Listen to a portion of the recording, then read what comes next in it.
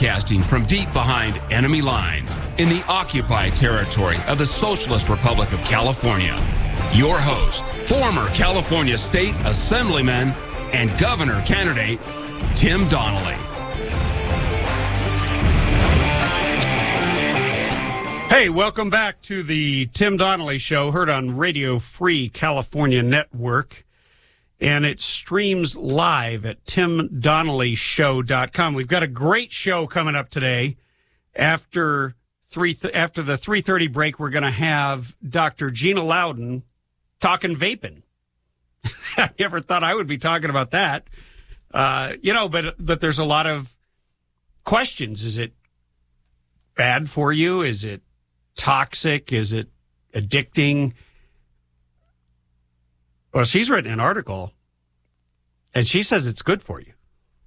So you got to go to timdonnellyshow.com and read the article and then tune in, because Dr. Gina Loudon is one smart lady, and she makes some really good points. And, of course, there's always a California connection. California and big tobacco, so big government and big tobacco are conspiring to try to choke out the vaping industry. Now, that right there ought to tell you something. And what is it about? It's about money. It's always about money. You follow the money. And I think you'll be very, very interested. And that's about all I'm going to say on it, because otherwise, why would you tune in? And don't laugh, Bethany. Okay, if you're going to laugh in there, then you need to say something. Yeah. No, nobody can see you coughing. Yeah, Bethany Nosko, my producer, who I call the Noskinator, is in there just dying. You weren't smoking outside or anything, were you? No, there's no smoking. We also are going to enter into another major debate and have a great guest on later in the show talking about whether or not you should have a choice when you go to the grocery store and they say to you, paper or plastic? Well, if you've been following anything in California, that there has been a movement afoot by the prognosticators of choice to deny you that choice. They don't want you to have that freedom. They don't believe that you can control yourself. They don't believe that you can take the plastic bags that you use, the ones you get from the grocery store. They don't believe that you can use those in a responsible manner. They think you'll litter, particularly at the beach. So we're going to have a friend of mine on who has been an activist in Huntington Beach fighting that battle. And some very interesting results. So you're definitely going to want to check in with that, because that has implications for the rest of the state.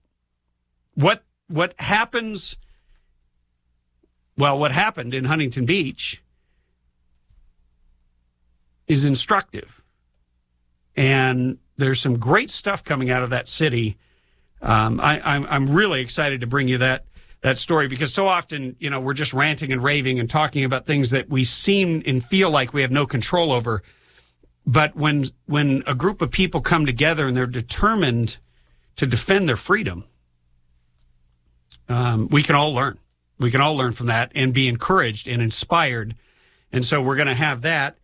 And I'm trying to think who my other guest is, Bethany. You know what? I'm just going to tease you. We're going to have a mystery guest in another segment. But, hey, if you want to join the conversation, our number, the call-in number is 323-746-TALK, 323-746-TALK.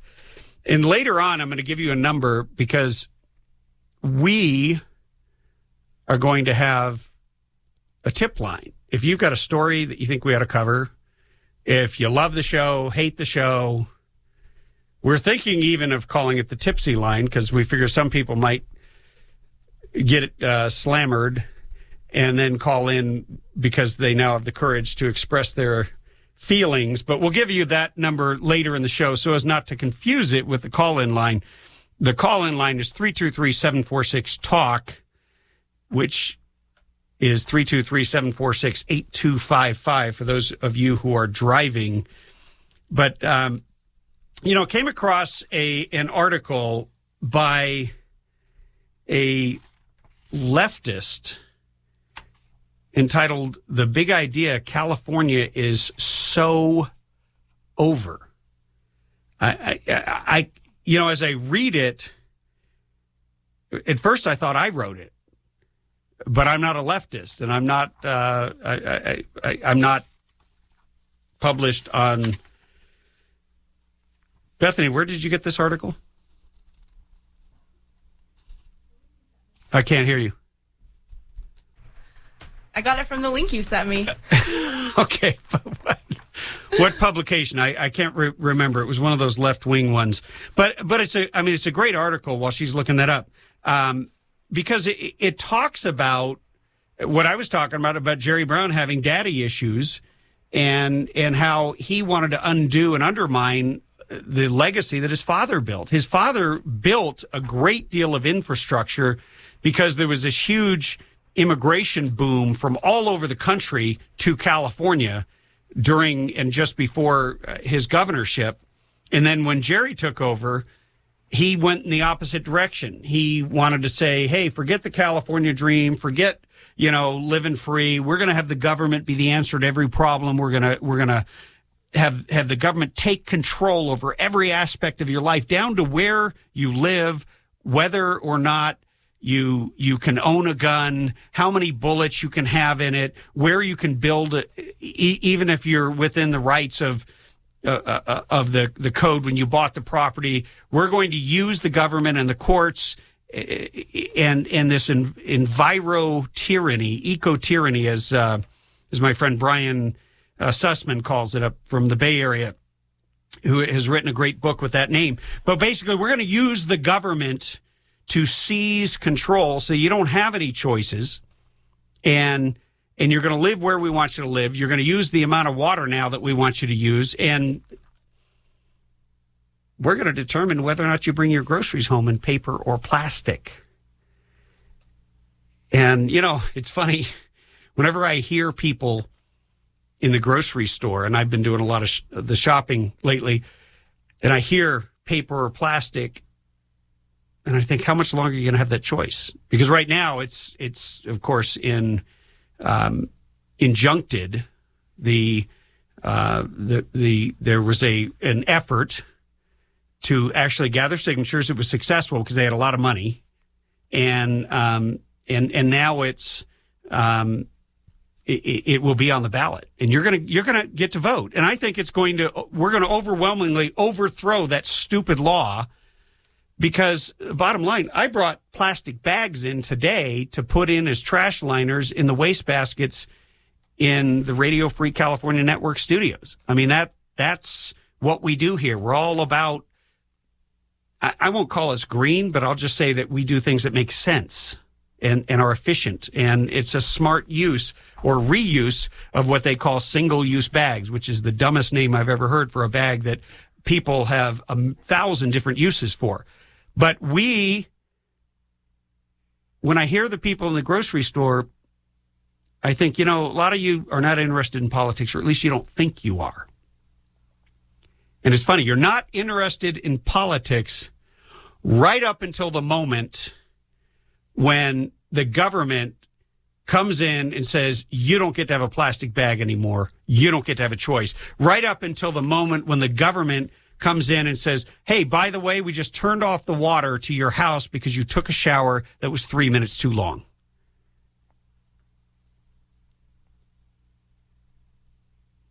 See, that ain't about politics. That's about unbridled abuse of power. And that gets people's attention. So this show is not about politics. We don't care about Republican or Democrat, but we do care about freedom. We care about exposing and fighting and resisting the abuse of power by our government, which in many cases has become the greatest threat to your freedom. Whatever you do, don't touch that dial. We've got a great show ahead. 323-746-TALK is the number to join in. More of the Tim Donnelly Show on the Radio Free California Network right after this break.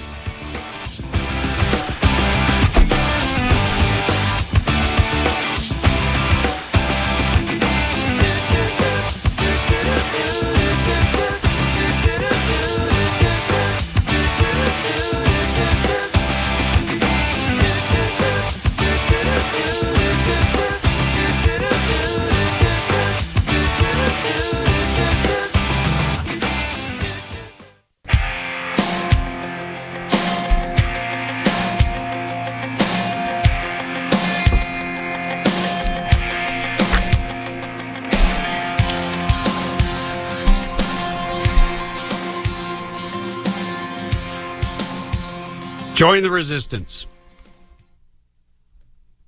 Join the Americans who are standing up for freedom. And one of those who are standing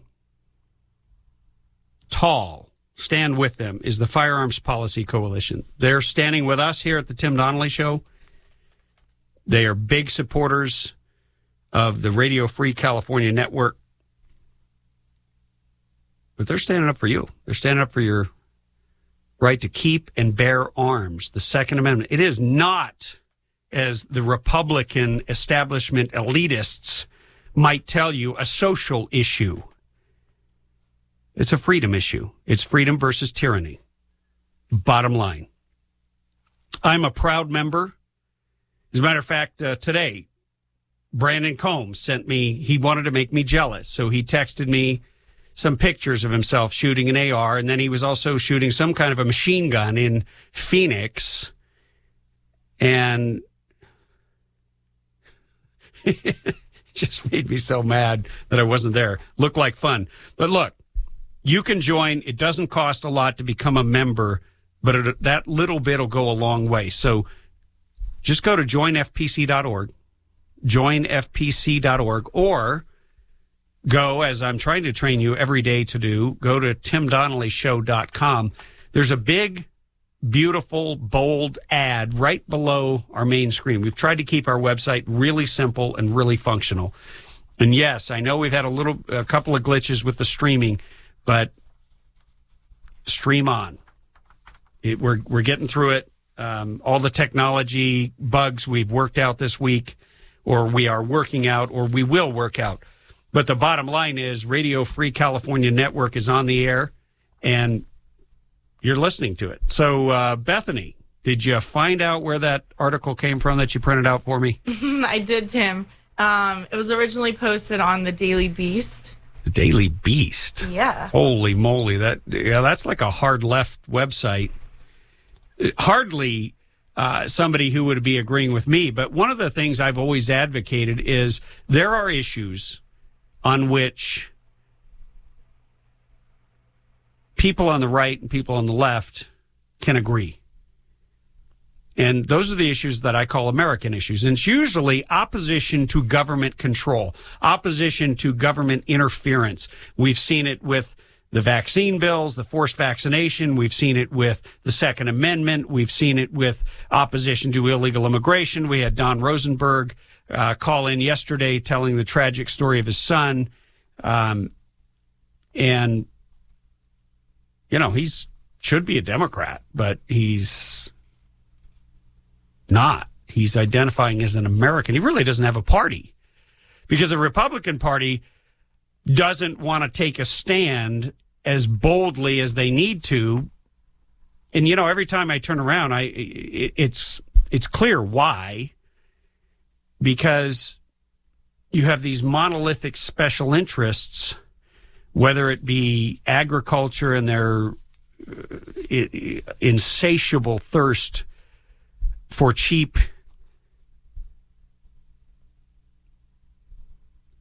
indentured servants, not employees. They want modern day slaves, and the Republicans back that. And when they call for comprehensive immigration reform, they're not talking about immigration. Immigration's that process where people do it legally. And I support that wholeheartedly, 150%. They want amnesty so that they can continue to exploit individuals who are willing to do that grueling work in the fields. But you know what? My wife's family came here legally. They came here the right way, and they did that work. There's all kinds of people that will work really, really hard, but they won't work for slave wages. They won't work in conditions that are inhumane. And there is a balance that needs to be struck there. But we don't have a party, because the opposition party, which is what the Republicans used to be in California, has given up. They've decided that every issue you care about is a social issue. But what's funny about that, if you articulate the principles intelligently and empathetically, and you talk about what's really at stake, and in this case, in the article that I'm holding in my hands, that were never nicotine stained, but they do have little gunpowder on them. This is about water. And as I've said many, many times, you control the water, you control the people. And there is a movement afoot among the most extreme environmentalists, who are what I call the enviro extremists, or eco-fascists, eco-tyrants. You pick your epithet, but the result's the same. It really doesn't matter if you're Republican or Democrat. If you want to take a shower and you want to have some modicum of control over your life, do you want to be blamed for the water crisis that Jerry Brown and his cohorts created? And the bottom line is, according to Joel Kotkin of the Daily Beast, you don't. And he puts this entire catastrophe, because it has gone from a natural drought. Yes, droughts last for years. In Australia, they had a monolithic 11-year drought.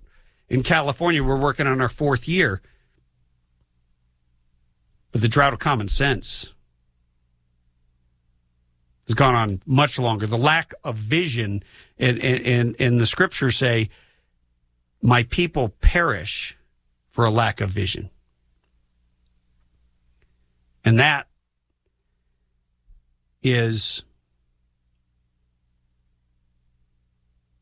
Jerry Brown's legacy. That is the legacy of the left. If you want to see what a leftist utopia looks like, it is a barren wasteland called California. Yeah, we're a great state, but for how long? Dr. Gina Loudon coming up after the break. 323-746-TALK. Stay tuned.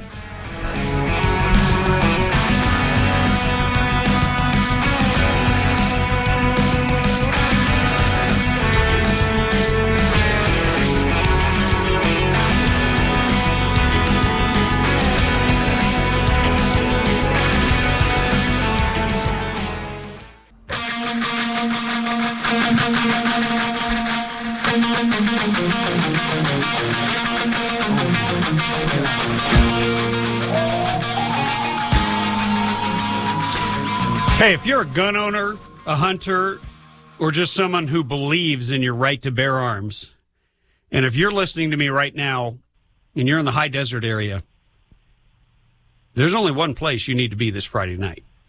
I don't care what kind of plans you have, you need to cancel them, because you need to show up. Or I guess you could go to your plans, but maybe you need to buy a dinner or 2 dinners, and you need to send somebody in your place to support the Friends of the NRA. If you don't go, you're going to miss out on all the fun. All kinds of amazing guns, prizes, raffles. I mean, these guys know how to do it. I can attest to it because I have won multiple guns at the Friends of the NRA when I first went to my very first one. But I can tell you right now that this Friday, April 24th, The dinner's at the Victorville Hilton Garden Inn. Give Mike Davis a call, 714-368-0451, 714-368-0451, or just go to friendsofnra.org. Whatever you do, make sure you tell them you heard about this event on the Tim Donnelly Show. Hey, if you want to join the conversation anytime today, give us a ring at 323-746-TALK. But right now, I'm going to bring on the line one of my favorite people, Dr. Gina Loudon. Welcome to the Tim Donnelly Show. What an honor. This is a moment I have been waiting for a long time. Congratulations. Well, thank you. And we're sorry you couldn't make the inaugural show because you're in demand in so many places. I swear, I cannot turn on Fox News without seeing you everywhere. I don't know how you do it, but everyone wants to interview you. I feel fortunate we got you today. Oh, you're the sweetest. I think that real congratulations is in order because for your audience, because the fact that they're going to get to hear the truth unfiltered as it's going to come from you. And I have all confidence in this. And let me just say this. We all do the radio rounds, and I've been on a lot of shows, and I cannot say this about most hosts. I would say more than 99% of them out there. I just can't say that their audiences are going to get an unfiltered truth. But with you, Tim, I feel 100% confident in saying that. So congratulations to your audience, too. Well, thank you. And I will say thank you on behalf of our audience. And look, you sent me a text of your latest article, and I read it on my phone. I was so intrigued. First of all, I mean, the title, I'm looking over at my computer, the title is 7 Ways That Vaping Saves Lives. I mean, talk about a bold title. So I just had to have you on because you got to back that up. I mean, just yesterday, Rowena, my wife, who you know, was asking me, hey, what about this vaping? I heard it's toxic. I heard it's dangerous, and one of our sons who's in the military was vaping, and she was all upset about it. And then, boom, there's your article. Yeah, well, and I love Rowena, and she knew to ask you because we wives do that, and a lot of my stories come exactly out of my husband and I bouncing ideas off of each other. It's so great how God puts that together. This caught my attention. My husband served in the legislature in Missouri, just like you did in California. And I watched the cigarette industry, and I was very aware of the monopoly of the tobacco industry. So whenever I see them doing something that doesn't quite make sense, I am tuned in. And you follow the money. Yeah, probably. And I mentioned several of the things that actually happened to us on a personal level regarding the tobacco industry and their effect on the establishment GOP and the ways we were threatened and bribed and or offered bribes and that we did not take and all the rest of it. So I was, when you've been inside politics like that, Tim, you just see things from a different angle. Oh, yeah. And so when I learned that the tobacco companies were the ones paying for the commercials, warning us about vaping. And then I learned that the same tobacco companies are now getting into the so-called vaping business. My antenna went up and I went, something's really fishy here. And it turned out that I was exactly right. The FDA and the CDC and state and local governments going crazy now, declaring vaping public enemy number one, putting rumors out there about toxins and about formaldehyde and propylene glycol and all that. You can make up a chemical, and they're now saying that's in it, in the vaping products. But I thought this was interesting because I have vaped. I'm not a smoker, never been a smoker, but I vaped. Okay, and, when I got to stop you, though. Okay. Yeah. What is vaping? I mean, a lot of people have no idea. They've heard the term. So you vaped. Tell me, what do? You put some fluid into a pipe? I mean, Well, in my case, my daughter bought me this little pipe, and I put this juice in it. And it's literally vapor. It literally turns to vapor. Mine has no nicotine in it. And one of the common misconceptions, in fact, I saw an article on Fox News that said something about the tobacco and vaping. You can't have tobacco and vaping. Right. You can't have it. But tobacco has always been a delivery system for nicotine. because nicotine That's is the correct. addictive part, which the tobacco industry never wanted to admit. But so Right. what you're saying is, for many people, they might be vaping because then they can get rid of pulling the smoke into their lungs and get the nicotine through vapor, which is the same essential action that they're taking by inhaling, but it doesn't have the same effect of causing so many health problems. That's true. And not only that, you can wean yourself with vaping. You can use lower and lower amounts, and there are millions of people out there who have quit smoking altogether, Tim, by using the vaping procedure of just inserting less and less nicotine as they go. Or you can do what I do, and that is I use vaping as a replacement for dessert. That's it. I like to sit around afterwards and talk after dinner with my family, and I don't want to have a glass of wine, or I don't want to have a sweet dessert, so I will vape. And that intrigued me, because I've never smoked. I tried it a long time ago when I was first dating Rowena, and needless to say, it led to many episodes of my wife and my children having some fun at my expense. That's all I'm going to say about that. But I don't have the lungs for it, and my affectations were more of like the Great Gatsby or something, rather than just a blue collar guy having a smoke. But I do. My vice is desserts. I love desserts. Yeah. So could I vape chocolate, like dark chocolate? You can vape almost any flavor you can think of. My favorite is Cereal Killer, and it's the play on words, like cereal, like that you have for breakfast. Because mine tastes exactly like, do you remember Boo Berry and Frankenberry? Oh, yeah. And all those cereals when we were kids? Mine tastes like Boo Berry. My parents wouldn't let us have those, so I don't even know what it tastes like. Right. You had good parents. But anyway, and so that's how I use it. But other people do use it to quit smoking. Other people use it to relieve stress. It doesn't really matter why you use vaping. The bottom line is this.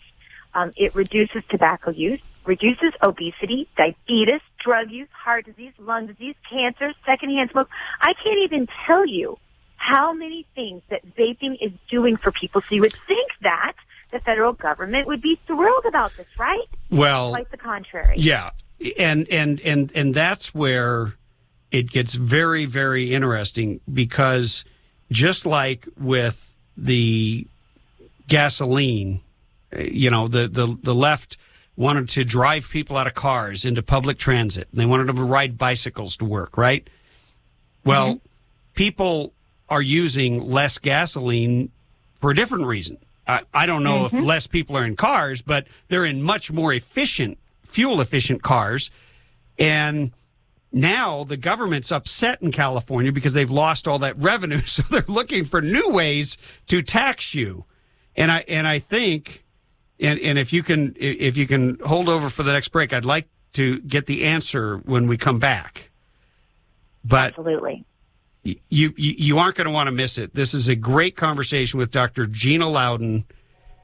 It's going to continue on the Tim Donnelly Show right after this break. 323-746-TALK, 323-746-8255 if you want to join the discussion.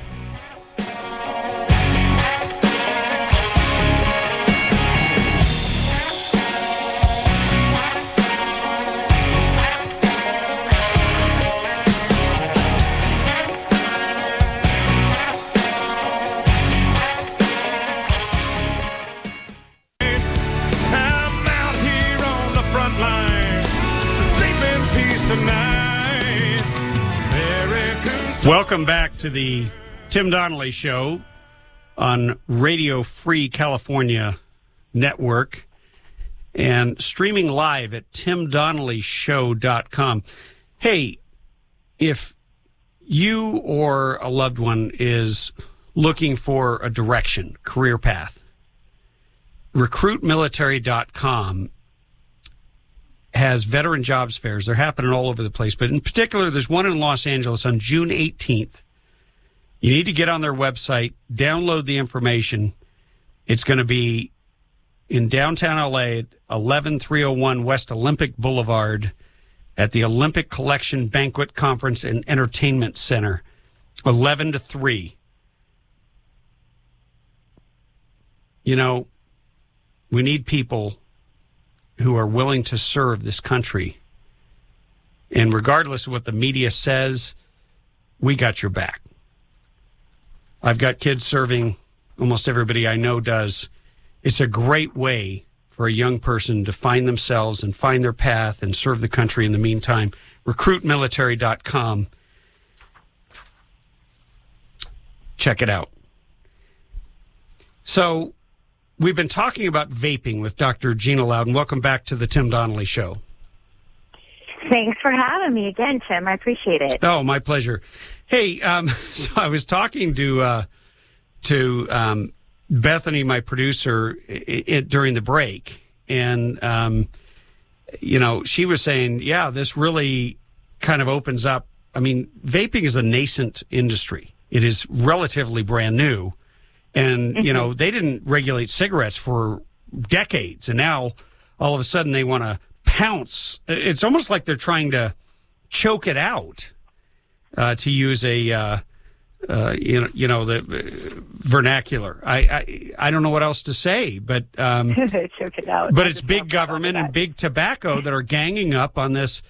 What really seems to be an industry that is driven largely by young people. They're opening shops everywhere. I know I've been speaking on some college campuses, and it's a big deal. And so tell me because in your article you go into some detail, and if you haven't seen it, it's on drginaloudon.org. We have a link to it. DrGinaShow.com is the easiest place for them to find it. DrGinaShow.com. Yeah. If you're just tuning in, we are talking to Dr. Gina Loudon. And if you want to read this article, it's on drginashow.com, or you can go on our website, timdonnellyshow.com. But take us through the rest of the article, past the 7 things that, we get it. Hey, you might quit eating so much. It makes you relax. If you get off of cigarettes, you're less likely to get cancer and all these other things. But talk to me about big tobacco and big government and this money that seems to be driving this whole thing. Yeah, well, when I first looked at this, Tim, I saw it as a freedom issue, like I do so many things. And I just asked the question, who the heck's business is it if I want to vape? I don't see that as anyone else's business. Regardless of what's in it, let me know, and then it should be my choice. But then I started looking at the real research that there is no secondhand smoke, despite the fact there are all these studies talking about secondhand smoke from vaping. There's no smoke. There's no smoke. No secondhand smoke. There's no smoke. There's no tobacco. It's misstated all the time that this is another tobacco thing. Well, the reality is, Tim, you are probably familiar with the MSA. You'll remember going back when that all happened, and it was in the 1970s. It's called the Master Settlement Agreement, and basically it was a deal that said that big tobacco would make payments to the government in exchange for them dropping lawsuits against big tobacco. Right. But as government does every time, Tim, and you know this better than most, they went ahead and spent the money that they hadn't even made yet. So now that big tobacco is losing billions because of vaping stopping people from smoking, the government and big tobacco together are very upset about this loss of taxes on the American people because people are quitting smoking cigarettes. So that should be a good thing. So big tobacco's losing customers, and thereby they are losing revenues.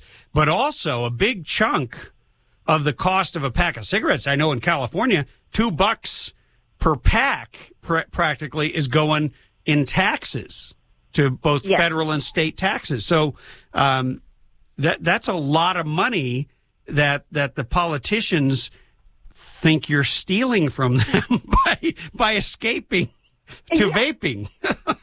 Escaping to Did that rhyme? And because, oh my gosh, how did we go here?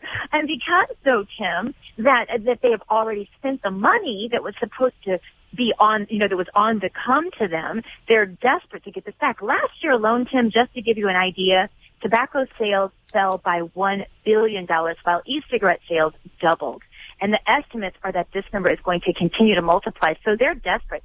So they've done a couple of things that are sickeningly insidious. The first one is they started, and I'm talking about the government and big tobacco started running these so-called public service announcements warning of the dangers of vaping. And they're even hearkening back. Remember the 1970s, how the big tobacco industry said, cigarettes are safe. Well, they are paying for these ads, Tim. If you can even believe it, big tobacco is paying for these ads. Then the even more insidious, sickening thing that's happening is all of a sudden in convenience markets, you'll notice gas stations and so on, you'll notice that there are these new products called e-cigs and vaping that look completely different from anything that you've ever bought in a vaping store. And that's because they are. Many of these are actually made by the tobacco industry, and they do have toxins and formaldehyde and other things in them. So now they can send the CDC in to say, oh my gosh, these e-cigs and vaping instruments are unsafe, but the only ones that are unsafe are the ones made by the monopoly of big tobacco to kill the little mom and pop guy. And just let me ask your audience this very logical question. If they are so concerned about toxins, why aren't they attacking the alcohol industry, the marijuana industry? I mean, there are a million products out there Gina, that are toxic. Can we hold you over for one more break to get the answer to that question? Of course. Okay. Yes, of course. Dr. Gina Loudon, talking vaping, escaping to vaping. 323-746-TALK.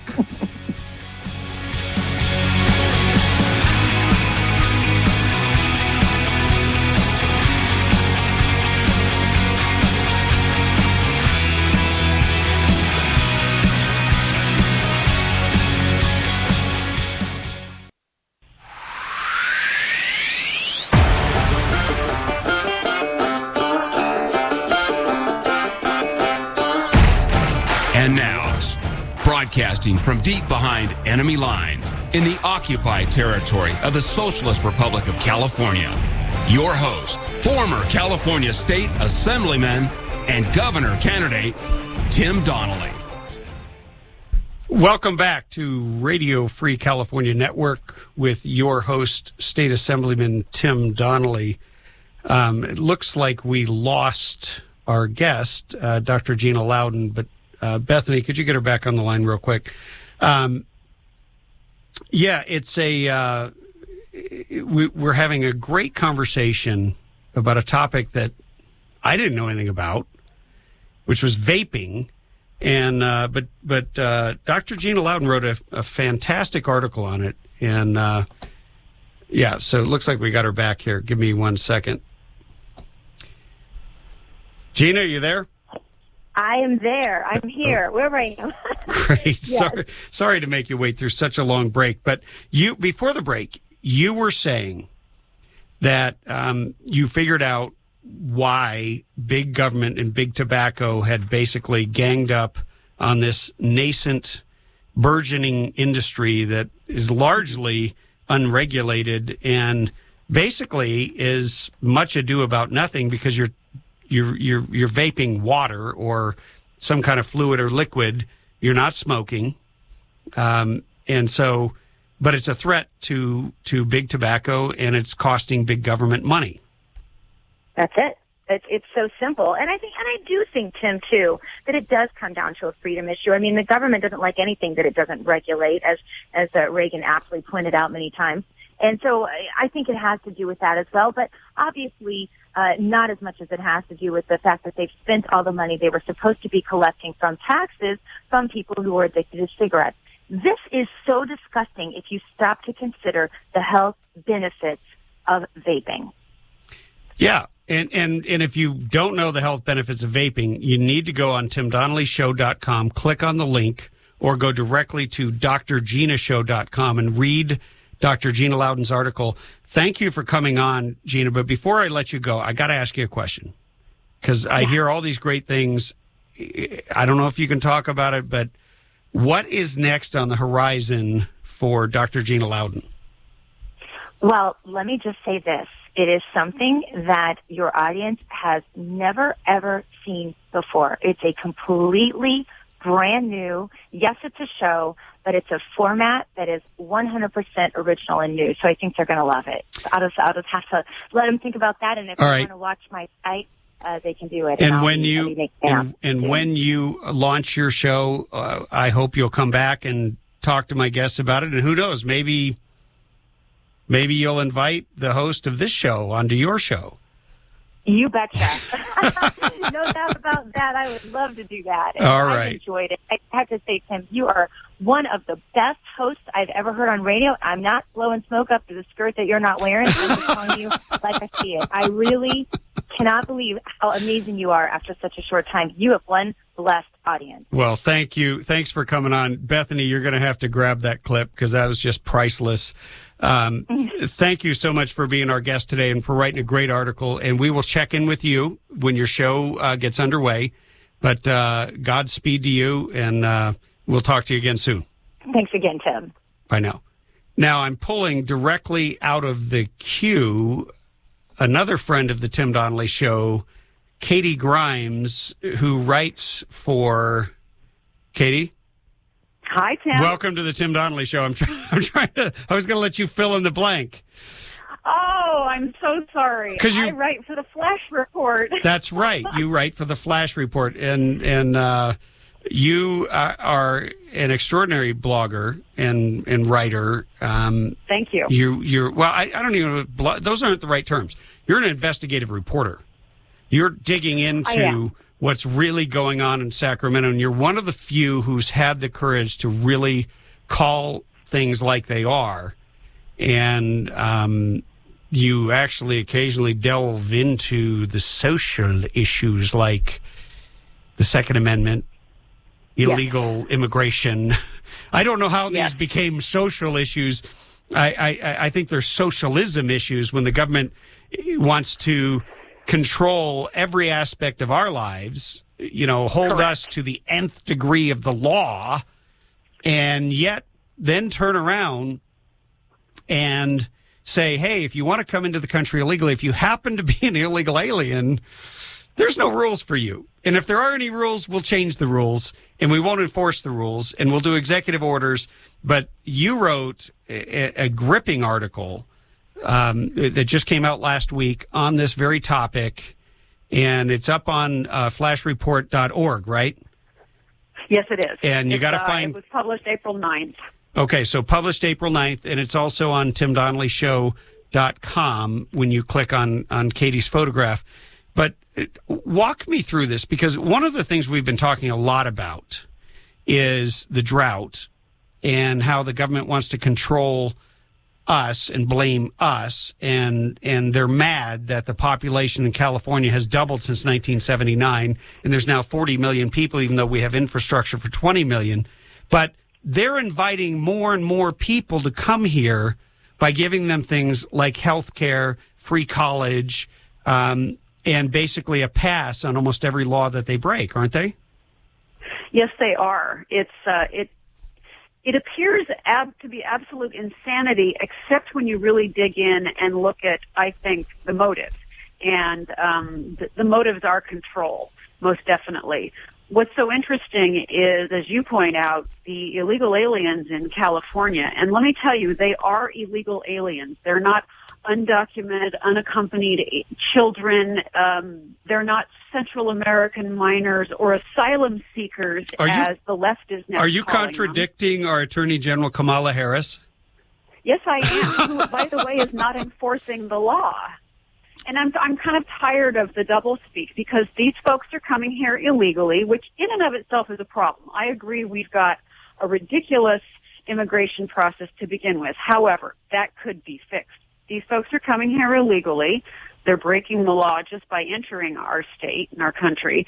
And then California lawmakers are turning around and rewarding them with free education, financial aid for that education, student loans, low-cost auto insurance, free health care, free legal aid, things that none of the rest of us get, and in fact the rest of us are paying for. Right. They've also gone above and beyond all of that. I feel like this is one of those, you're gonna hear a guy say, and for $19.95 you get all of that, and you also get a set of Ginsu knives. Yeah, except this is more dangerous and damaging, because what's happening is it's undermining the rule of law, because they've actually said, while you can't be a juror in California as an illegal alien or even a legal immigrant, who's a resident alien, you can practice law and be an officer Yes. of the court while being present in the country illegally. And then if you want to just double that order for just, I guess what's the double of $19.95? It's just under $40. You can also practice any other profession that requires a state license without having a Social Security number, because we just changed the law for you. And when Assemblyman Tim Donnelly raised his mic to ask, are you just erasing the line between legal and illegal? You remember what happened. They turned off my mic. They trashed me and said, one assemblywoman from San Diego said, well, I hope and pray every day that Tim Donnelly will find his humanity. Oh, my gosh. These are the same people that worked hard to pass Proposition 47, which turned convicted felons into misdemeanors who can also be an officer of the court, vote, and, other legal, hold a license. I mean, this is what the party of the left is doing to our state. Okay, but what are the Republicans doing? What is the party of opposition doing to stop it? I haven't heard a word out of them. No, unfortunately, the words that you're hearing out of the Republicans are, I'll just say, nippish. They're not powerful at all. Wait. What was that word? They're nebbish. Nebbish. Well, I'm an English major. I think I just learned a word. What is the meaning of nebbish? Lily livers. How's that? Yeah. Oh, I love it. And I'm trying to be decent, but I was very critical last week in this story about the response from the Republican Senate Minority Leader, Bob Huff.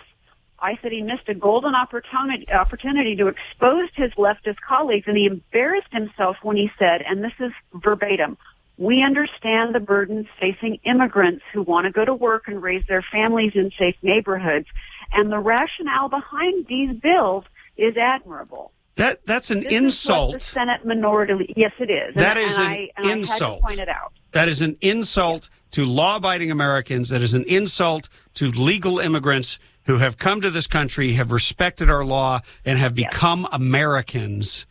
But it is not shocking. It is expected out of the likes of Bob Huff and the Assembly. Unfortunately, Assembly minority. Who's the permanent minority leader now? Kristen Olsen. But yes. You can tell and you can see why investigative reporter Katie Grimes is a friend of the Tim Donnelly Show. Katie, can you stay over for one segment? You bet. Thank you. Okay. Hey, we would love to hear from you. What do you think of this? And we're going to talk more about it, but love to have your opinion. 323-746-TALK. That's 323-746-8255. Stay tuned for more of the Tim Donnelly Show with Katie Grimes after the break.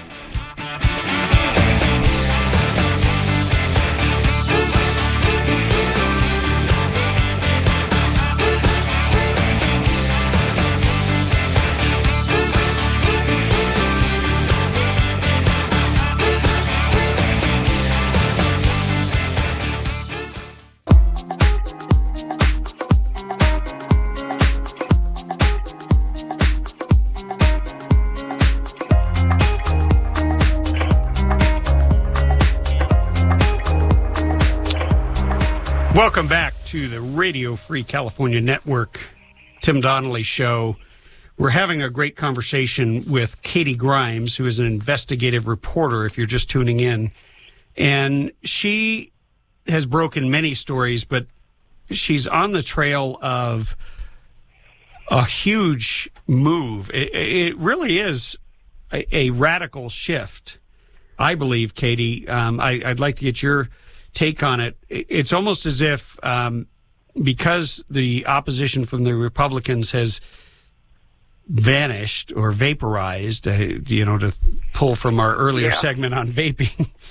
And so now it's almost like one party rule, and whatever the illegals want, the illegals are going to get, and nobody's apologizing for it anymore. That's exactly what's happening. And this really started a couple of years ago in California You saw it when you were in the Assembly, particularly under the Assembly Speaker John Perez. But there are several of the Latino caucus Democrats who never met a bill about illegal aliens that they didn't just love. And the most recent whoa! I got to stop you right there. They didn't like my bill, AB 26. Ironically, you reminded me. Yes, you're right. That was good. Well, I dropped really my good. pen. I was on the floor picking up my pen. I had to pick my mouth up at the same time. Yeah, no, I mean, enforcing the law, requiring E-Verify, ending sanctuary cities. What did they do? Here I was up there fighting on this issue. They turned California into a sanctuary state. Well, that's exactly it. And right now we've got another package of 10 bills that would just to completely subsidize the life of illegal aliens. From cradle to grave? I'm telling you, it's actually, it really is turning into cradle to grave, but it's also lashing out at businesses because, number one, one bill bans businesses from discriminating against, people based on their immigration status, which flies in the face of federal law. But this is what's getting so weird. We've got a bill to create an Office of New Americans in the governor's office to coordinate benefits and services to illegal aliens. That's how crazy it is. Well, I'm speechless. I mean, first of all, I got to take the first bill first. A bill to ban discrimination. It's actually illegal not to discriminate against people who are not authorized to work in this country. You can suffer as an employer some pretty substantial penalties from the federal government, can you not? Oh, I can tell you, I am a former employer, and it's gotten so crazy that you're damned if you do and you're damned if you don't. How dare you ask them for their ID because it might signify that they're here illegally, but God help you if the INS comes down on you or the Social Security Agency comes down on you and you don't have all the documentation on your employees.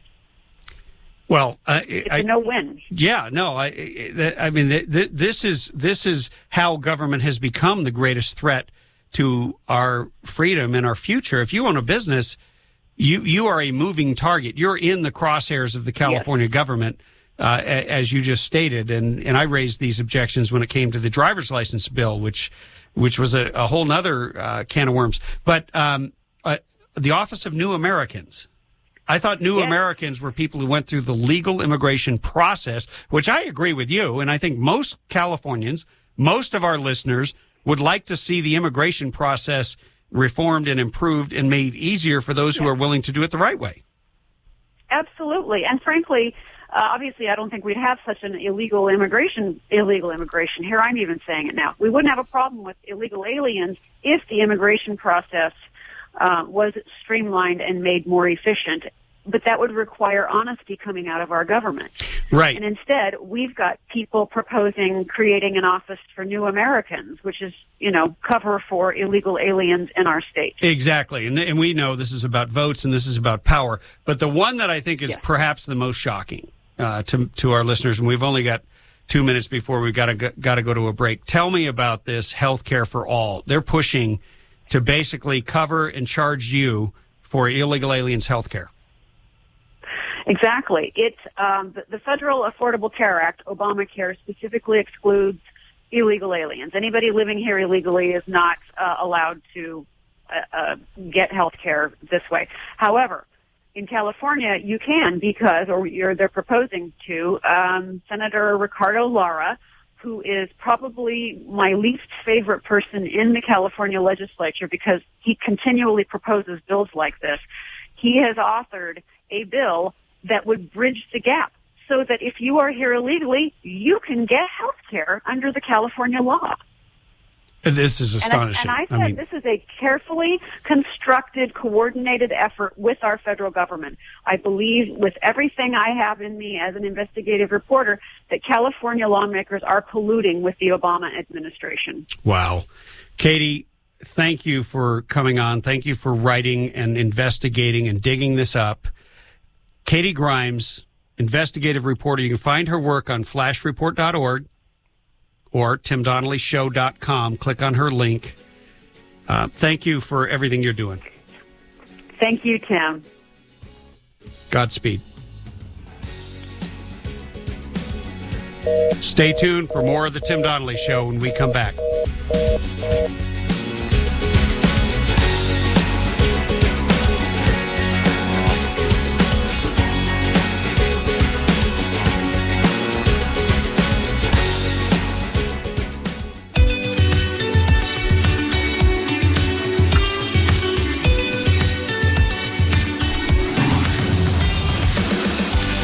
You know, we talk here on the Tim Donnelly Show, the Radio Free California Network, which is heard on timdonnellyshow.com.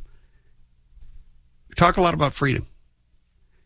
And the flip side of freedom is responsibility. If you're going to be free from the government controlling you, from the government doing something for you, then you have to take responsibility to do it for yourself. And the High Desert Association of Realtors has decided that they want to help you protect your home, protect your neighborhood. It's an exciting thing, and you don't want to miss it. The meeting is tomorrow. They're going to, if you've never been involved in a neighborhood watch, they're going to help you set one up, and they're going to have other people there who have done it, so you can talk to them, you can learn. The meeting is tomorrow, Wednesday, April 22nd. For those of you who are listening in the High Desert, it's at 3 p.m. and 6 p.m., and I've already given you instructions. If you're going to the 3 p.m. meeting, you better be listening to the rest of the show when you get out of there. And if you go to the 6 p.m. meeting, then you must have a job where you work really long hours. But anyway, you need to be listening on the way there. The meeting is at 11890 Hesperia Road, or just click on timdonnellyshow.com for more information on that. But that's a great initiative by the High Desert Association of Realtors. You know, we've been having a great discussion here today, and I'm happy to take your calls if you want to weigh in on it. 323-746-TALK. That's 323-746-8255. The interesting thing is the connection between all of these different stories. We heard in the story with Dr. Gina Loudon about a burgeoning industry.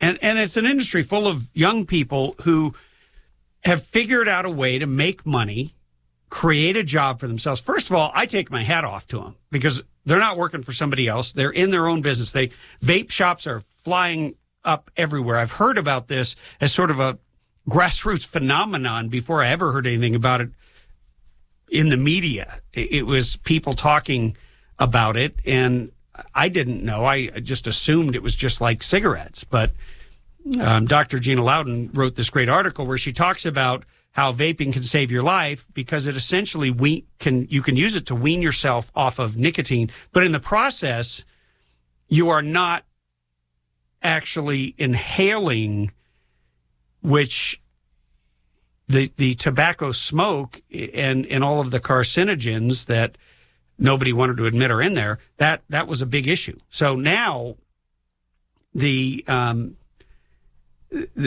another way. And Gina uses it for dessert, which I could probably use. I am trying to lose some weight. Yeah, I know. I hate to admit that on air, but I bet there's other people in the same boat. And if I could find a way to vape chocolate, I might try it. I don't know. I haven't decided yet. I'm going to investigate it, and I'll let you know. But the second part of the story, once you got past her article, which, by the way, is up on timdonnellyshow.com, you can just click on her picture, and then there's a link, and it takes you straight to the article at the very end. You just click the little 3 dots.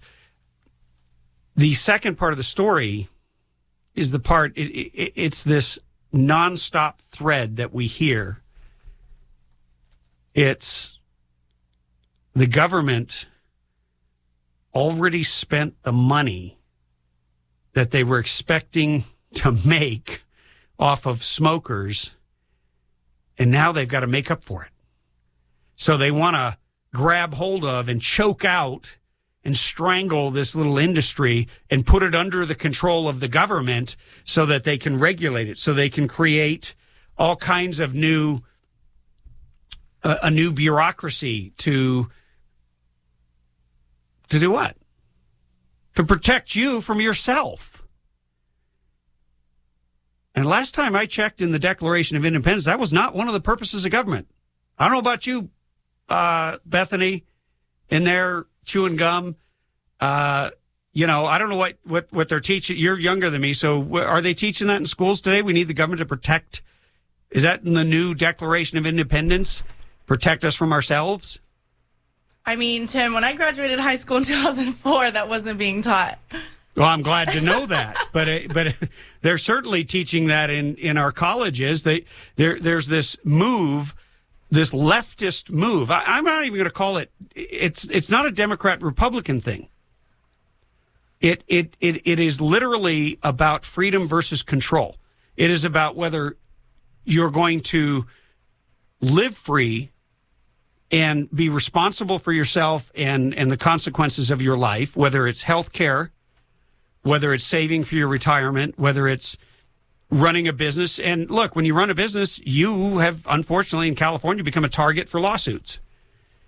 And I can just see the lawsuits coming. Somebody will claim that this inhaling of vapor is somehow responsible for I don't know what, but we've become such a victim society, and people are always looking to hit that jackpot instead of saying, hey, how can I better myself? But back to the thread. The thread is that big government needs more victims. It has an insatiable, unending, unquenchable hunger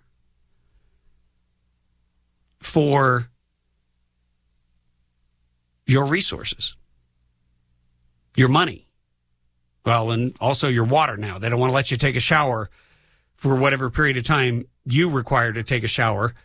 It's funny, I have two teenage sons. One of them takes a 3-minute shower no matter what. I think he's, headed for boot camp somewhere because he's just so regulated. I mean, the kid, I don't even know how he does it. He's on time. He's up early. And then the other one is always lagging behind. He's running behind, and then he takes forever. When one makes up for the other, I guess. So now I'm going to have to deal with the government telling me how long they can take their showers. Come on. I mean, but what is interesting is I think people are waking up. Because when it comes to stuff like this whole vape industry, which has really taken young people by storm, one of my sons who's in the military does it instead of smoking. And I'm glad now that I've learned what's going on with it. And yes, you can use it as a delivery device for nicotine, but it doesn't come with all of the health issues that you have with smoking. But the government needs money. So they're going to grab hold. And I think we, the people, need to take a stand with them, whether you vape or not, whether you use Uber or not. You want that freedom to be able to do it. But anything that threatens the establishment, and that's what it is, it's the established power. There's a class that I call the political class, but they're really the political power class. They're the elitists. And there's no difference between them once it comes to defending that power, because they will do anything. And you're going to see it in the 2016 election. We saw it in the 2014 election. I personally had a front row seat to them spending millions and millions of dollars trashing me and lying about me and demonizing me and my family and everything else. And it succeeded barely by some measly 4%, even though they spent some $7.5 million up against our 750. But in the end, the people always find out the truth. And the truth is that you ought to be free to choose whether you want to vape. You ought to be free to choose whether or not you want to take a longer shower. I mean, the government's job is not to interfere in your personal life. The government's job is to do the things we cannot do as citizens. They're supposed to build the infrastructure, the roads, the bridges, the water infrastructure, the dams, the reservoirs. But of course, they're so busy interfering in our lives. They're so busy kowtowing to what keeps them in power, which are legions of government union thugs, the leaders of these government unions who legally bribe our politicians to increase their fiefdom, as well as the legions upon legions and wave upon wave of people who are invited to come into this country illegally. And yes, on the Tim Donnelly Show, we don't use euphemisms. We call things what they are. They are technically illegal aliens. And your government,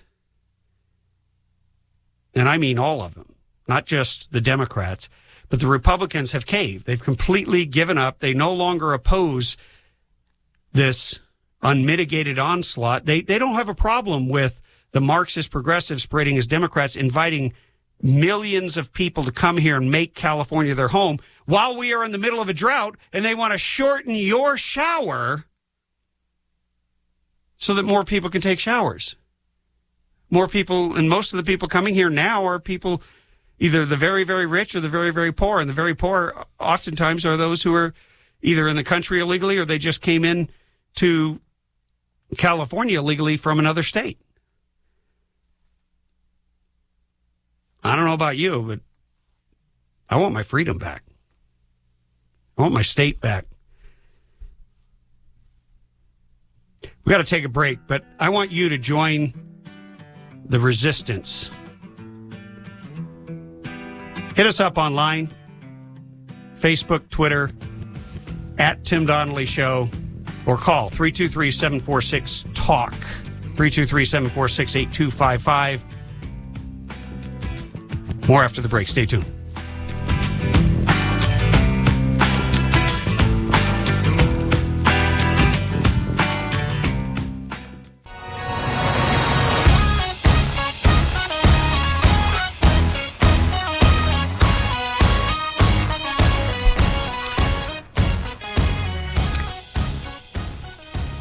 You are in the No BS Zone on Radio Free California Network.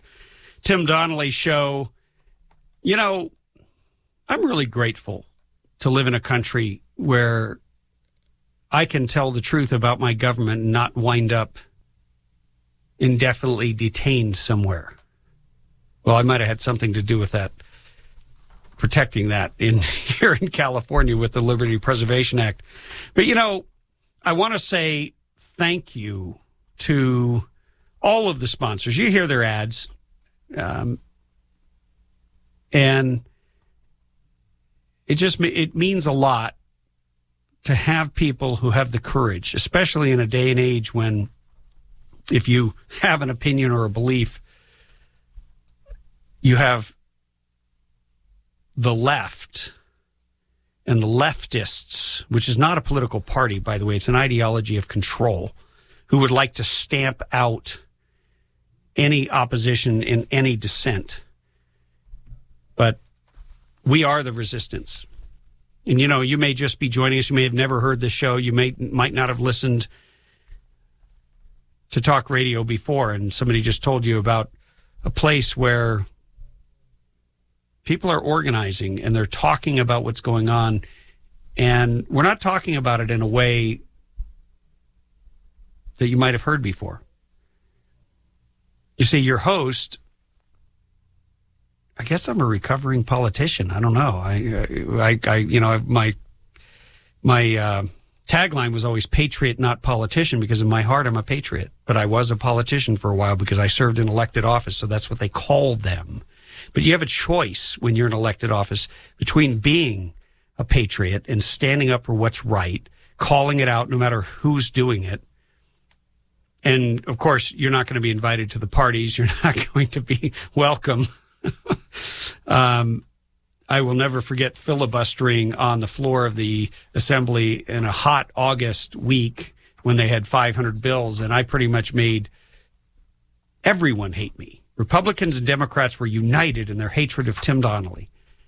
But you know what? I wear that as a badge of honor. Because what I was fighting for was less government. What I was fighting for was less government control, which equals more freedom. And as I was starting to say, I want to thank all of our sponsors. I want to thank Ozell's Jewelers. You know, the next time you're thinking about buying jewelry, go over and see Abraham, right over near the Victor Valley Mall and next to the Red Lobster. He'll hook you up. He makes great stuff. I realize this is not the scripted ad, but I'm doing it because he's taken a stand to support us, and I want you to go in and support him. But make sure when you do, tell him you heard about him on the Tim Donnelly Show. The High Desert Association of Realtors, we talked about them. They've got a meeting tomorrow. Go join it. Be part of something. You know, all you got to do is just click on timdonnellyshow.com. You'll see all of our sponsors. There's an NRA dinner on Friday that we've talked about. Firearms Policy Coalition is fighting for your rights. And Turner's Outdoors. That is the destination of choice for listeners of the Tim Donnelly Show. And make certain that when you go in there, because it's important to them, if they're going to advertise, if they're going to spend their dollars, they want to know that they're being effective. If you're hearing this right now and you're thinking of buying some ammunition for this weekend, you're thinking of buying a gun for yourself or a loved one, and you should be, I want you to go to your nearest Turner's Outdoors and let them know that we sent you. But, you know, it is a unique privilege, and it's a pleasure and it's an honor to be on the airwaves, to be fighting for our freedom. And, you know, this is going to be a new kind of show, and we don't have every single bit of it worked out yet. You know, we're new at this, but we're having fun, and we want you to be part of it. So we'll take your calls in the next hour. 323-746-TALK. That's 323-746-8255 if you're driving. And coming up after the break, we've got a friend of mine from Huntington Beach who has actually taken action and done something.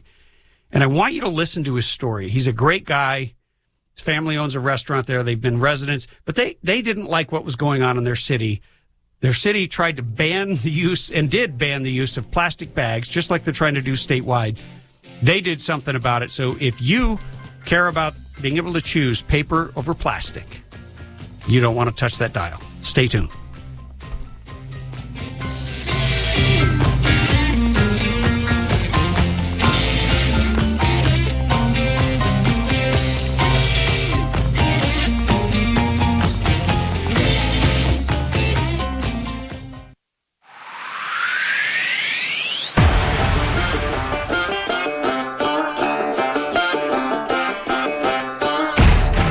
And now, broadcasting from deep behind enemy lines in the occupied territory of the Socialist Republic of California, your host, former California State Assemblyman and Governor candidate, Tim Donnelly.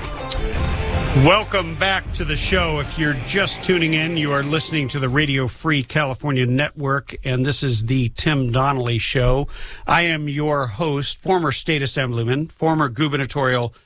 Wait, was I a gubernatorial candidate, Bethany, or a governor candidate? I mean, out there with regular people, what do you think?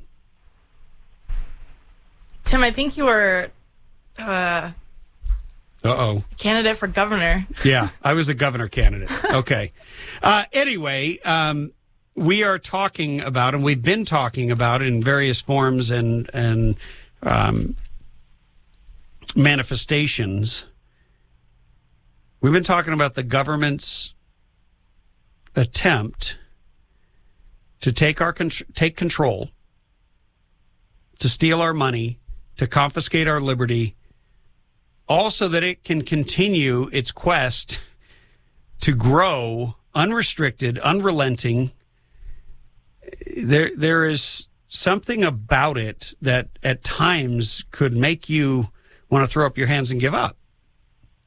But not so with my next guest. And I want you to know that on the Tim Donnelly Show, we will never leave you without hope, because we know that we were put on this earth for a reason, and we live in a country where you can do something if you don't like what the government's doing. It might not be easy, but you have the power. And that's a big reason why I'm on air, because I want to spread that word. And so I will often have people like my next guest, who is a friend of mine, Mike Hoskinson from Huntington Beach. Hey, Mike, welcome to the Tim Donnelly Show. Tim, thanks for having me on. No, it's great. It's great to have you on. And I'm not going to give away, your restaurant, but can I say some nice things about it? I certainly won't stop you. Okay. Well, Mike's family owns a restaurant that is beyond, and if he wants to tell you the name of it, great. But I'm going to tell you, there is a secret restaurant in Huntington Beach where you will have the best pasta you have ever eaten in your entire life. And the beautiful thing is that you're supporting great patriots who stood up. You made a difference. I mean, California right now is facing the loss of freedom in a state controlled by people who rant and rave about freedom of choice when it comes to ending the life of a baby. That's the only time they believe in freedom of choice. They don't believe in freedom of choice when it comes to picking what kind of gun you want, whether, I mean, I was trying to buy a gun for my wife the other day, and I could not pick the gun of her choice. You know what? I want those freedom of choice people to answer and tell me why I can't get a Pavona, beautifully crafted Italian gun. And it's because they've made it impossible for a gun company to just conduct business in our state. And that company doesn't want to put up with it. But they've also gone after what you carry home your groceries in. And it started in cities like Huntington Beach and Los Angeles, Santa Monica. But Huntington Beach has done something to push back. And Mike, you were part of that, and some of your friends. Tell me what's going on in Huntington Beach related to the bag ban that is going to be on the ballot in the next election.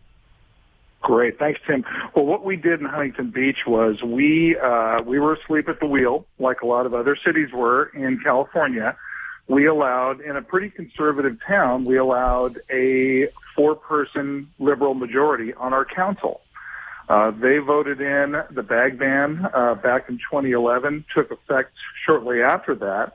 What was their reason for that? What was their argument? Oh, their argument was it is an absolute known fact that plastic bags are bad for the environment, and that banning them would do nothing but give good things to the environment and local businesses, and tourists would come because we're an eco-green town, and on all the standard kind of excuses those folks like to give for their ideological. But what we're really talking about is litter, right, on the beaches? Talking about litter? Well, they never use the word litter. They judicious, and you know those folks are awesome at messaging. It's always the plastic bag as if it were a living, breathing entity that we're conspiring to take over your exhaust pipe and your beaches and your other things. But no, they're very good at messaging. They never use the word litter because if you use the word litter, it demeans it into something that is a ticketable offense instead of a crime against humanity. Did they? Well, it's a behavior, and you can control yourself. Did they call the bags single-use bags? They do not. No, they refuse. They call them because if you use, well, I won't say that. Some of them did use that, but the majority of them just, it's kind of like, you only called Hitler, you never use it another name. So they're very good at their messaging and very consistent with it. Yeah, because at the state level, when they brought the bag ban to the state, I was in the first committee at HIT, and it was incredible, the arguments they were bringing. But they kept referring to them as single-use bags, single-use bags, and I'm like, everybody has 5 different uses for these plastic bags. They're so useful, and you want to grab them out of my hand and deny me and then make me pay for something that I don't want. So continue. I hear that other people are storing away silver right now. My family and I are storing away plastic bags. So, just to say how precious they became. But anyway, so the citizenry was getting madder and madder at this because they really didn't follow along with the folks' logic. And one of our great long-term councilmen, conservative Dave Sullivan, brought up a repeal vote just about a year ago exactly. And the 4 folks, Liberal majority, voted it down at a meeting that had over 60 speakers that were begging them to repeal the bag ban. They quite imperiously swept it under the rug. But the thing that happened at that meeting was kind of a fortune. A young man in town decided to start a Facebook forum, and he called it the Huntington Beach Community Forum. And it took off like wildfire with folks of all stripes in town networking and talking about politics and people from every political persuasion and age group having a good talk about what was happening in town. That thing took hold. It currently has 10,000 members and has spawned probably 4 or 5 other forums. So I will tell you collectively, 20% of the town is on Facebook, which is, I've never heard of something like that before. These forums enabled a group of us to really help a solid conservative named Eric Peterson last November get on the council. Eric's a former Marine, a businessman, a family man. Eric is a patriot. He is a patriot. Super patriot. And it was interesting. I tell you, yeah. Well, what was interesting about that is people, there's a moat that they build, and they fill it with alligators, and then they man 50 caliber machine guns. That's the money that they use to keep people like Eric out of places like the city council, because they want people that they own. And Eric wasn't for sale. Eric was a man of the people. He was a good, decent, honorable man. He really didn't want to be in politics, but he needed to be. And it was great because there was a group of you. How many were in the little? There was a group, a couple of dozen, right? That really formed a hardcore activist brigade that have been fighting all these different issues.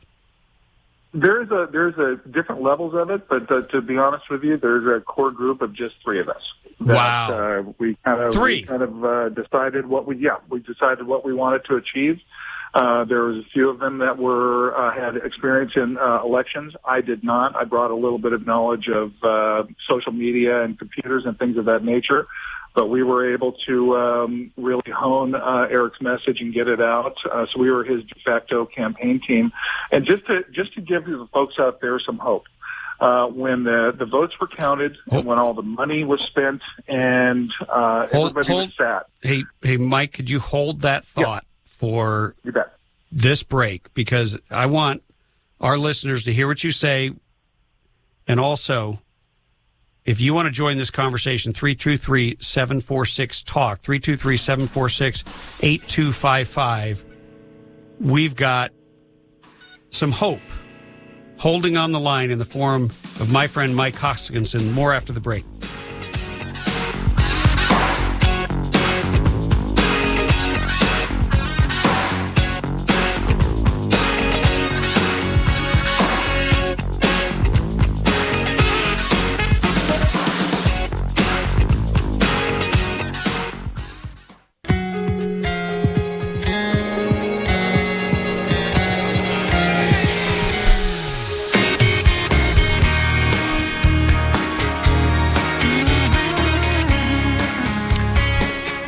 Welcome back to the Radio Free California Network, Tim Donnelly Show. Your host, former State Assemblyman Tim Donnelly. And I've got on the line Mike Hoskinson, who is from Huntington Beach, he was just an ordinary citizen until he became an activist.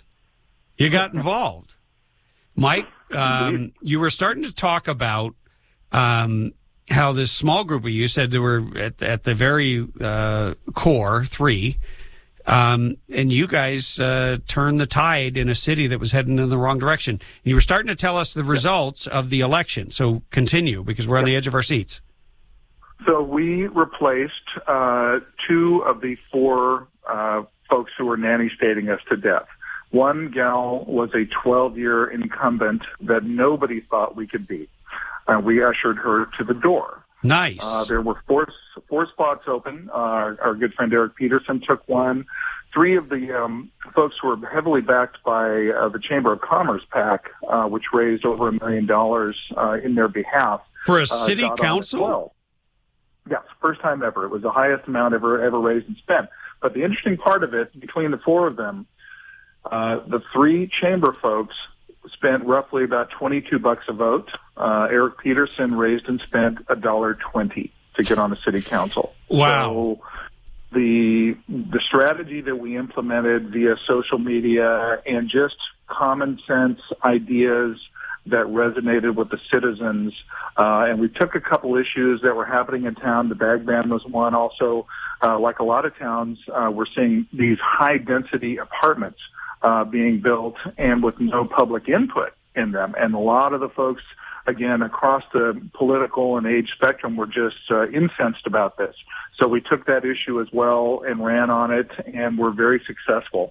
And now Eric is in the city council, and he appointed me to the planning commission. So I'm inside the council walls as well. So give me the update on the bag ban, because we didn't actually go into what has happened. So now that you have essentially... You have representation on the city council. Do you have control of the city council? Do the people have control? Well, I wouldn't tell you we have control. I think we have a lot more. There are adults in the room now where there weren't before, it seemed like. And we have folks who now are a bit more attuned to what the citizens are telling them. I guess we can say it in a kind of a ginger way. You have with the bag ban, you see that the state puts as many roadblocks, and you know this, Tim, being in the middle of it. So you think you're going to enact something and then you're just going to have a vote to repeal it, and it's going to be that simple. It isn't. There has to be a review of an environmental impact report. There has to be multiple council votes. It comes to planning commission as well. They make the process as hard as humanly possible to scare us all away. It reminds me of when you go fishing, and if you use a barbed hook, it's really hard to take that hook out without doing a lot of damage. And right. I think that's the way our government views us, and it's sad. They put a barbed hook with a grenade on it. Yeah, there you go.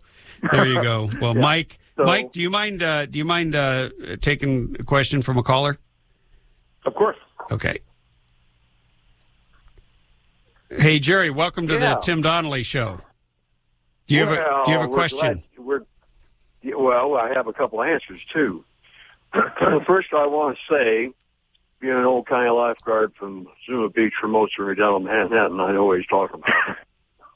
But the most important thing is that it's time for and Tim tried to do that. And by the way, Tim, I'm glad you're on there for these many hours, because we need patriots like you. As you know, I supported you from the last election and supported the election before that.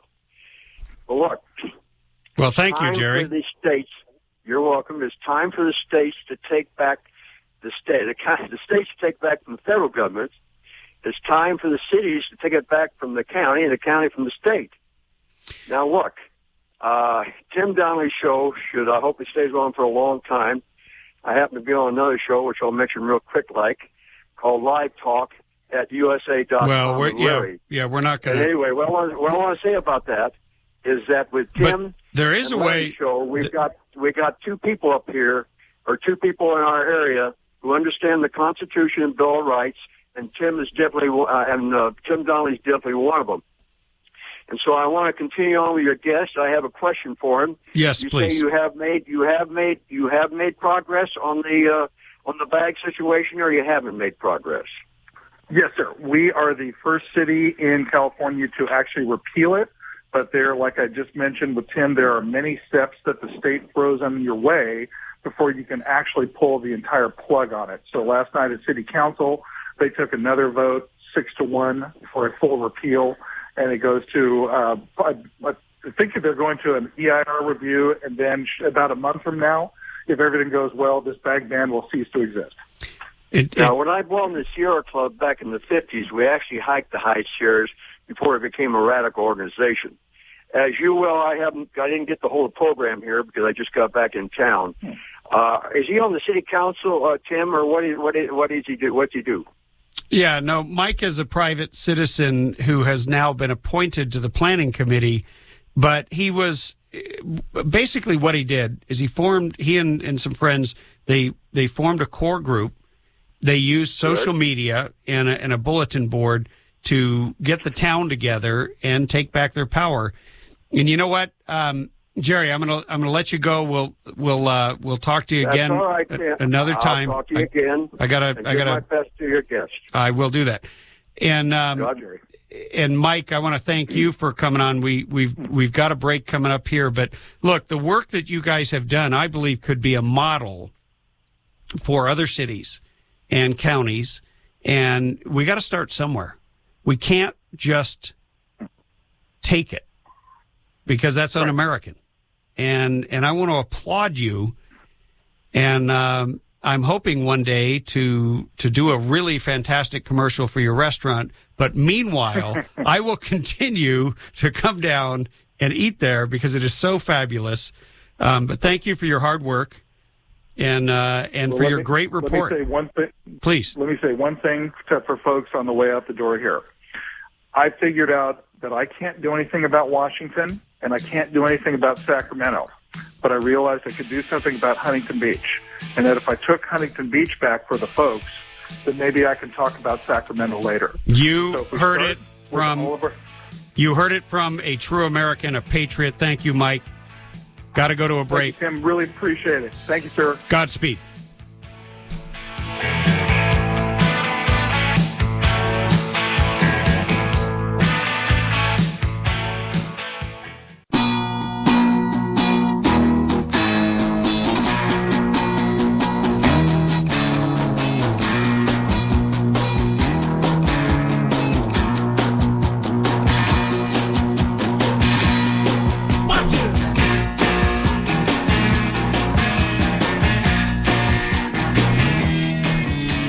Now that is some old school music.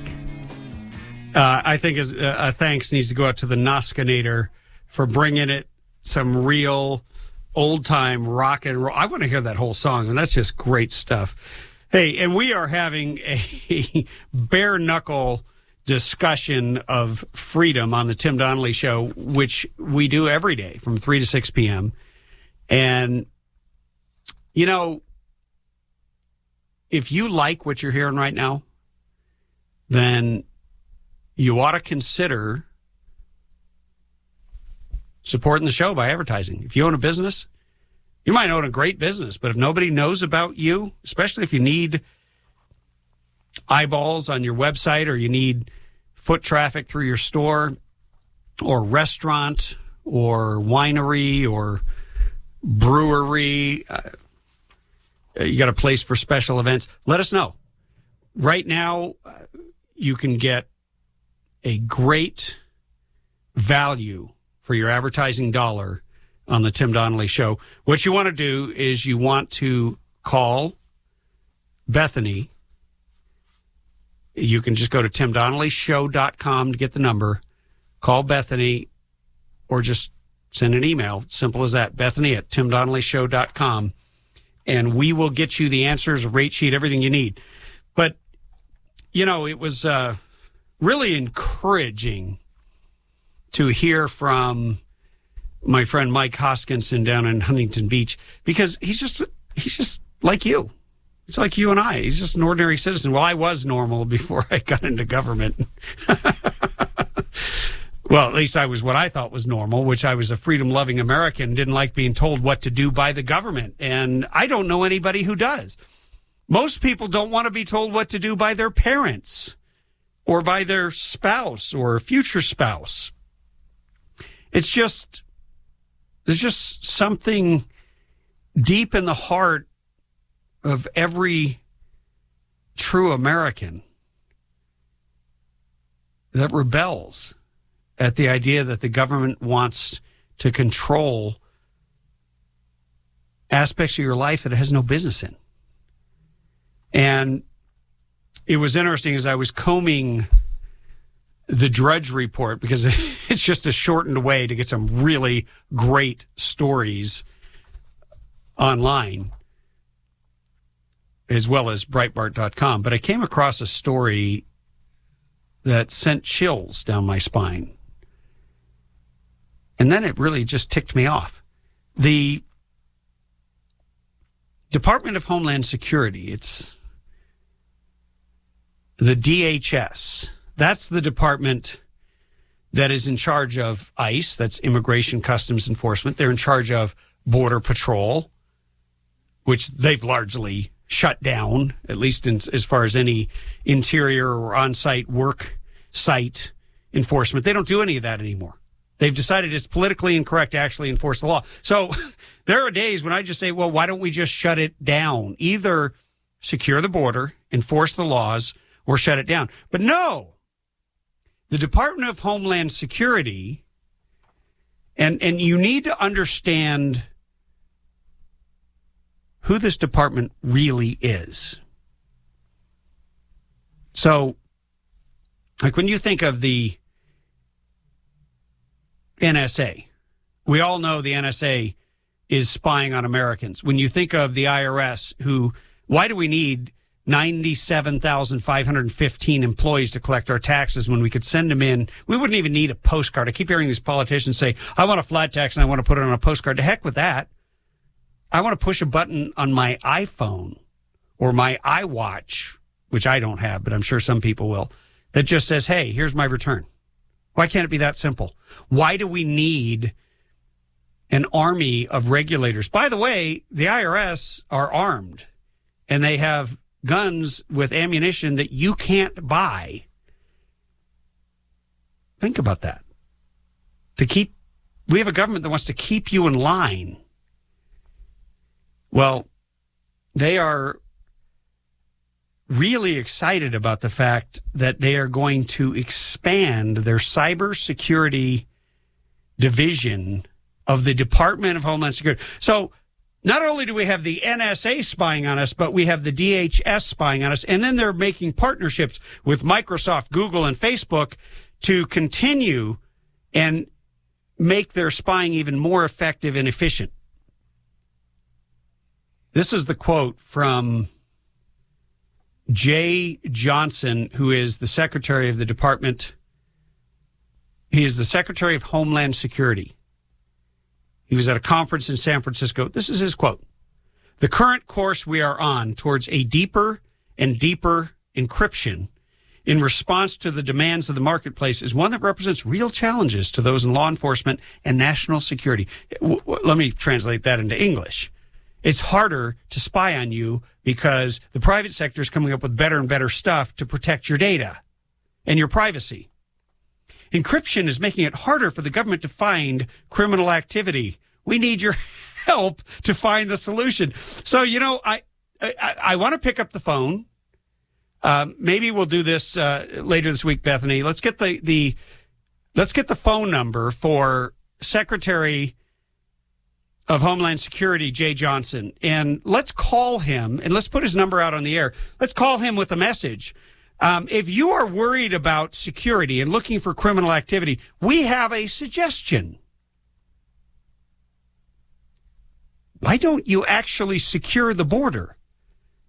Where somewhere close to, actually they've lost count, but 100,000 people at last count in the last 4 to 5 years have died at the hands of the cartels who are pushing across the border and threatening law enforcement agents in the United States. What has Jay Johnson done? Well, he's part of the cabal that wants to fly the illegals in on airplanes at your expense because it was uncomfortable for them to ride in on trains while he looked the other way and let them cross the border and then spread them into every single state in the union. And I believe that's what's behind that measles outbreak at Disneyland. I don't believe it was people who were unvaccinated. I believe it was people who came into this country illegally or people that knew them that carried that. But that's my own theory, okay? Call me whatever you want. I really don't care. What I do care about is I want my country to be secure. I want people who are going out and facing great danger, who are putting their lives at risk, putting their entire future, because they're usually young people.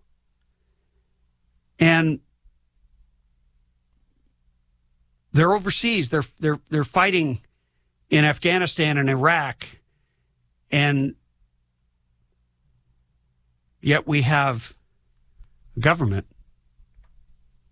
whose job, according to the Constitution, Article 4, Section 4, that says they're supposed to secure the border and guarantee a Republican form of government. But they left the back door of our country open. But they think it's important to spend your money to build another building on California soil so they can violate your civil rights, so they can spy on you through your phone and all of your devices.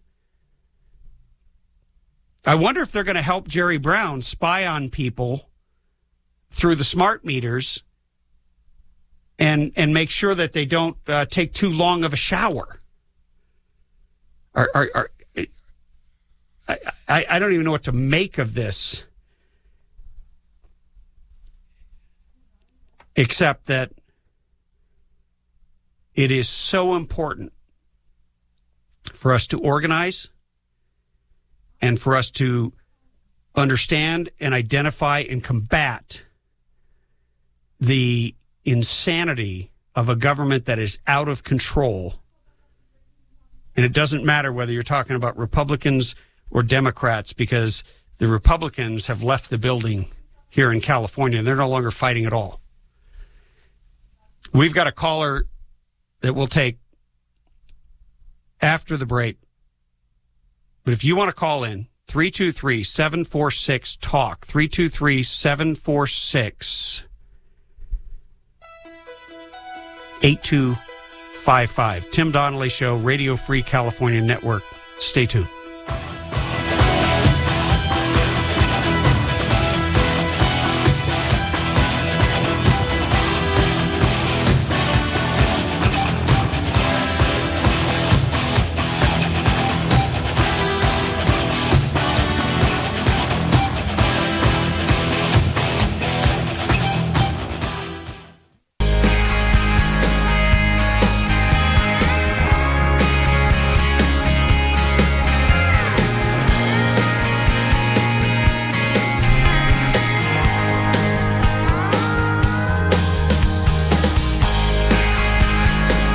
Here we are in the home stretch on the Tim Donnelly Show, heard on the Radio Free California Network. You know, we stream live at timdonnellyshow.com. I want you to remember that, because that is going to be the key to everything we do. And we're going to do a lot. This is not just going to be a talk show. We are going to be engaged. It gets me excited. It gets my blood pumping when I hear guys like Mike and that great... Let me tell you, there is a terrific group of individuals down there in Huntington Beach who just said, we're not going to take it anymore. And tomorrow, I don't want to spoil it, so I'm not going to tell you all the details, but I'm just going to tell you, in the 5 o'clock hour,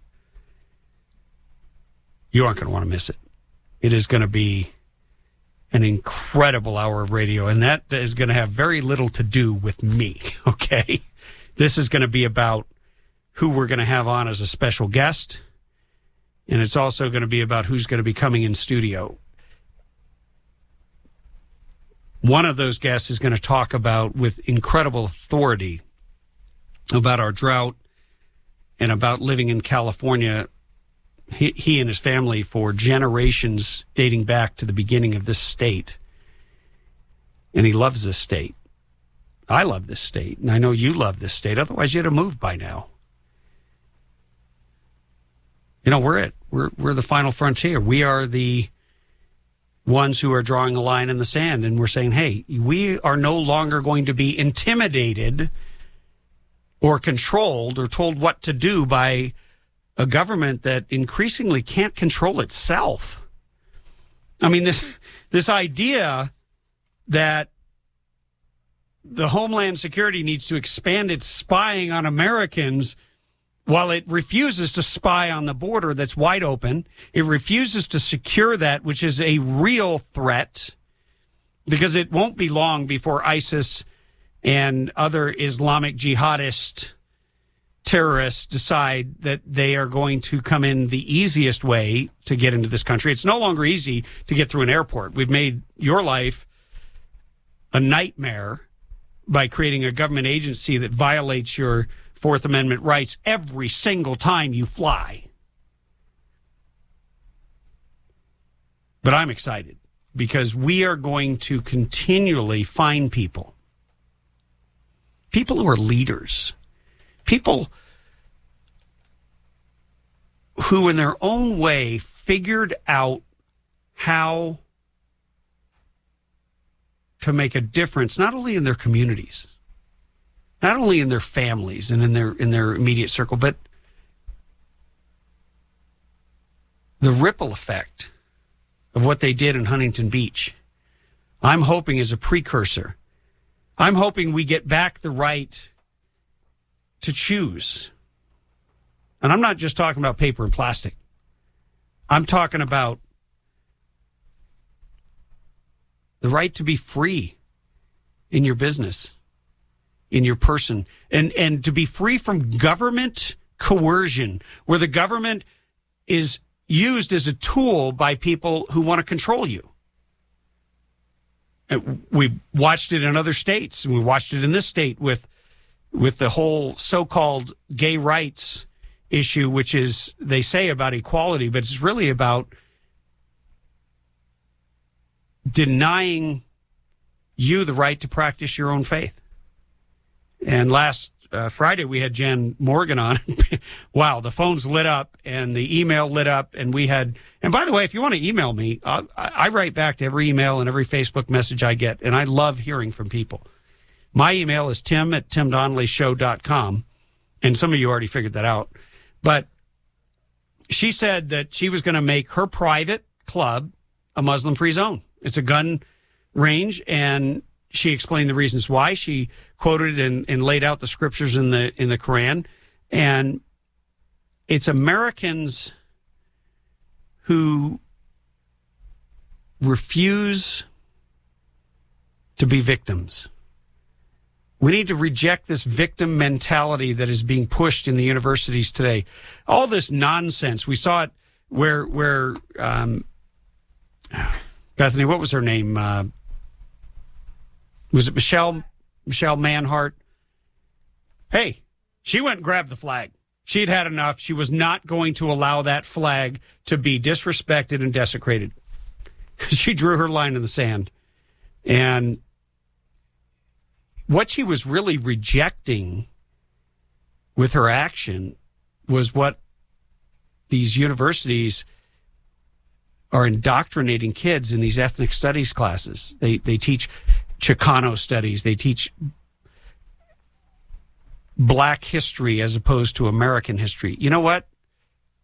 I hate to break it to you, but American history is black and white and yellow and red and every color of the rainbow, because God made us in all those different colors.